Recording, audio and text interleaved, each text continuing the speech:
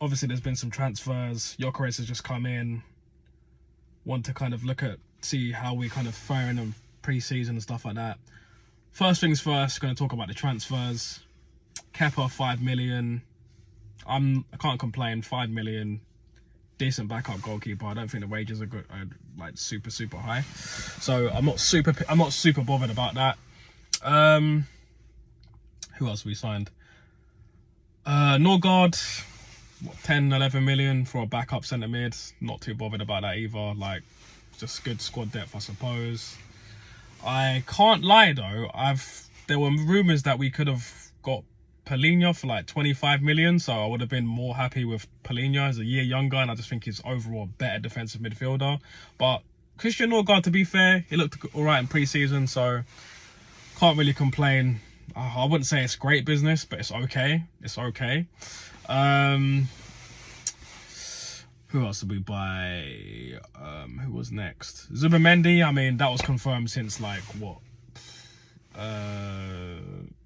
Like last January they talked about Zubimendi had been done. So, but he looks some quality player though. He looks unreal.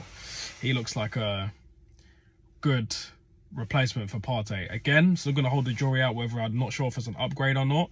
But I think Zubimendi looks tidy. He's got good progressive passing and he gets into space. And to be fair, in the Newcastle game, he was attacking a lot. So, yeah, I think Zubimendi will be a decent signing. Madueke, going to be completely honest, not a fan of this signing at all. Number one, the fee. Number two, I don't really like the profile of the player. A lot of people are saying that he's coming to be a backup for Saka. I can't really see that. I think I've known this club. I've been supporting this club for a while now. He's not coming in to be a backup for Saka. The only way I believe that is if we sign Eze and someone else. But I get to the Eze thing later. I think there is a world in where the Madueke signing can be okay, but I'll be honest with you, doesn't give me goosebumps, as Arteta said in the end of the season. It's not a needle like mover. Just think it's I think we've just overplayed for Chelsea's crap again, to be honest. Like, it's just Black Havertz part 2, mate. But yeah, let's get to the big boy.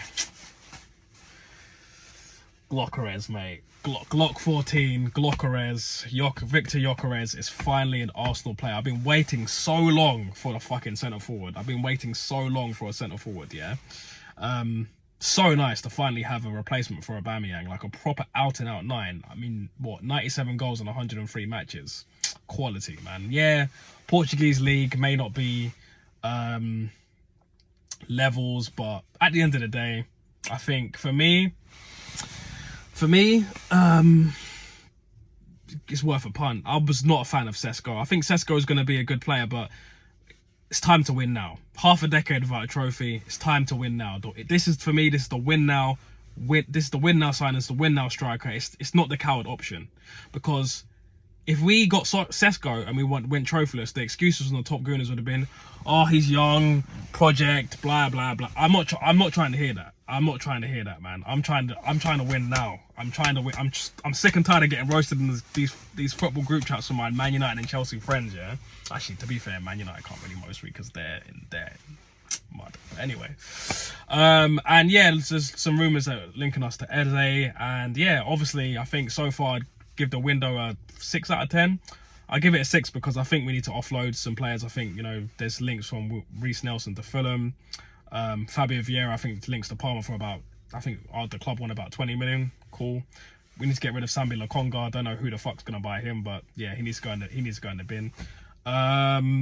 Rumours about Jesus going to Brighton. Now, not really sure. There's no reported fee from like David Ornstein or Fabrizio Romano, but I think getting rid of Jesus would be a really good bit of business. I mean, obviously he's had to come back off a couple of ACLs, a couple of knee surgeries, but I think for me, getting rid of Jesus would be ideal. 265 a week off the books. That is, yeah. I don't know who's going to pay his wages, but apparently there's some Brazilian teams as well, some other teams in Europe. I'm not really sure who they are yet, but getting rid of Jesus would be ideal. It's a shame because I actually really like Jesus, and I think he was a tidy little player, especially in that 22-23 season.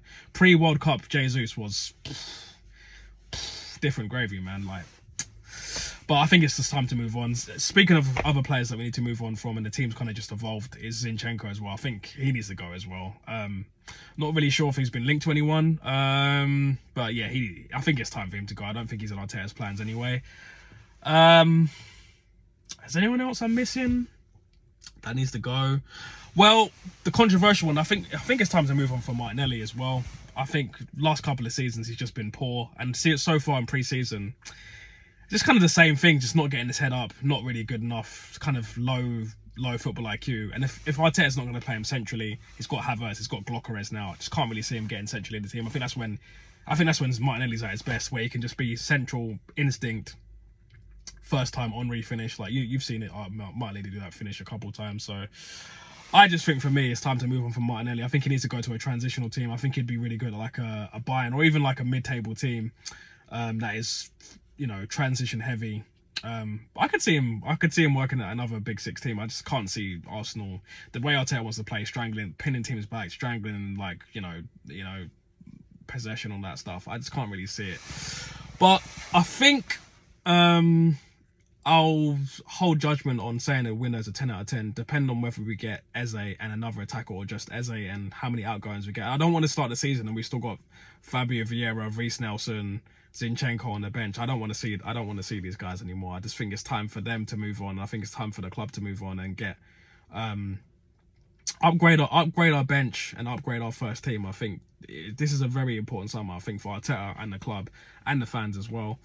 I think for me, my expectations going into game week 1, so Old Trafford away. So yeah, Man United away, Old Trafford.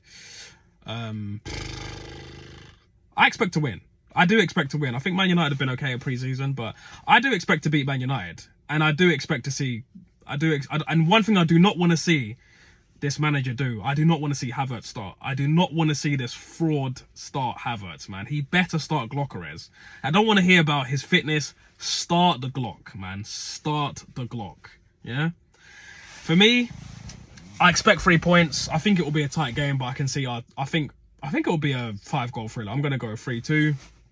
Bit of an early prediction for that one, but I'll obviously we'll do some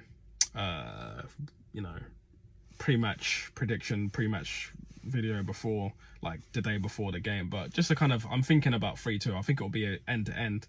I think obviously because like new players coming in, Gyökeres, Zubimendi, Madueke if he starts, which I can probably see him starting or maybe coming off the bench on the left-hand side, because I know a lot of people think that he's going to be a backup for Saka. I think he's coming off the left because Arteta loves to rescue players and change their positions for whatever reason. I don't know why he just doesn't buy players to play them in their positions, but whatever.